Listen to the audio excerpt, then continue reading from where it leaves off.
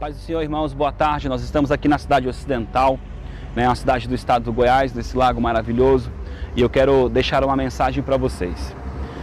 Que alguns dias eu tenho pensado a respeito de um assunto que fala sobre a morte de Cristo.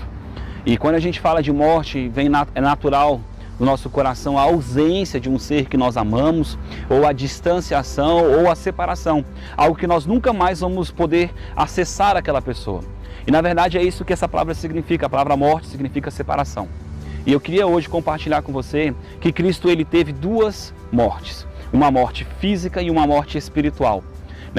No texto de Isaías 53, ele fala sobre as mortes de Cristo, ele fala no plural. Eu vou deixar na descrição desse vídeo qual é o versículo exatamente, para que você possa ver, para que você possa compreender que na verdade o profeta já falava a respeito do que viria a acontecer. O Espírito Santo ele não erra. O Espírito Santo, quando ele dá a inspiração, ele fala exatamente o que vai acontecer. Assim como no Éden, Deus deu um decreto, Deus disse para eles: olha, se você comer disso, se você me desobedecer, você vai estar morto. E a gente vê que naquela situação ele não teve uma morte física, mas ele teve uma morte espiritual, porque afinal de contas Deus não mente. Ele teve uma separação. Deus foi visitar eles e eles não puderam compreender Deus, não puderam decifrar, enxergar, ver como Deus verdadeiramente é. Então eu quero falar de Cristo. Cristo, quando ele está lá na cruz, a Bíblia diz que ele se tornou pecado por nós. Quando ele se tornou pecado por nós, ele diz: Pai, Pai, por que me abandonaste? Então o Espírito Santo, naquele momento, se distanciou dele. Ele não estava mais guardado pelo Senhor, ele não estava mais caminhando numa graça. Por quê? Por causa da sua justiça? Claro que não. Foi por causa dos nossos pecados. A Bíblia diz que ele venceu o pecado, então ele se fez pecador. Ele se fez pecado, Porque ele não era um pecador, mas ele se fez pecado. Foi o meu e o teu pecado que mataram o nosso Cordeiro, que mataram o nosso Santo, que mataram o nosso Emanuel, que mataram o nosso Messias, o nosso Salvador.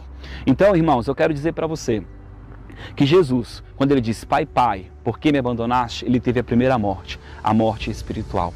E é essa morte que a humanidade tem vivido, a morte de estar longe de Deus, a orfandade, a separação do Pai. E eu quero dizer, irmãos, que você não precisa viver isso, que você não precisa passar por isso. Porque Jesus, quando ele fez isso e ele passou por isso, ele se tornou o nosso remidor, ele se tornou a nossa expiação. Ele nos envolveu agora debaixo de uma justiça, debaixo de uma santidade. E ele trabalha agora o teu ser, ele trabalha a tua vida de acordo com a justiça dele. E eu quero dizer que você é feito justiça em Deus. Por isso, irmãos, no primeiro momento, quando ele diz: Pai, Pai, por que me abandonaste? É a primeira morte, a morte física, na verdade a morte espiritual. Então, você vai ver que depois Jesus ele entregou o seu espírito e ele teve a segunda morte, que foi a morte física. Irmãos, Jesus teve duas mortes. A Bíblia diz que nós já estamos destituídos da glória de Deus, separados de Deus. Tu tem o privilégio hoje de caminhar com Deus, não por causa da tua justiça, por causa da tua santidade, por causa de quem você é, mas por causa do que Cristo fez por você. Por isso que ele é a porta. Ele te abre o acesso para que você entre em algum lugar. Por isso, tenha a ousadia de entrar neste lugar, no Santo dos Santos, pelo novo e vivo caminho. Não sem o sangue do Cordeiro. Lá na velha aliança já tinha uma prefiguração, uma tipificação do que estaria acontecendo por meio de Cristo. Lá já falava sobre o sangue nos umbrais, onde o anjo da morte não pôde encontrar, não pôde alcançar aquele povo. Por quê? Porque eles estavam marcados pelo sacrifício do Cordeiro verdadeiro. Queridos, Deus hoje, ele olha para você e consegue enxergar o seu pecado. Por quê? Porque você não se escondeu atrás de Cristo. Mas quando você entende que Jesus morreu por você, que ele se fez pecado por você, e que hoje Deus não olha para você como um pecador, mas ele olha para você e vê a justiça de Deus, porque você é a justiça de Deus. O apóstolo Paulo diz que nós somos feito justiça, porque nós somos a justiça de Deus. Imagine que você esteja revestido de um cobertor, revestido de um cobertor de santidade, porque é isso que acontece. Quando Deus olha para você, ele vê o sangue do Cordeiro sobre você te revestindo, e ele vê que esse sangue traz sobre você justiça, e você é justo, você não é pecador. Por isso, se você creu em Jesus Cristo, você não é mais um pecador. Você sim é justificado, justiça de Deus.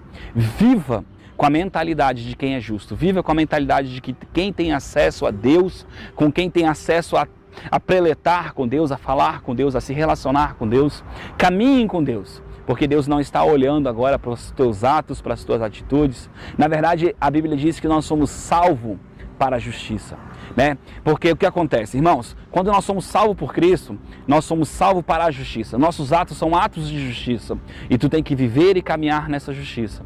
E eu peço que você medite nessa palavra, que você pense nisso, em nome de Jesus.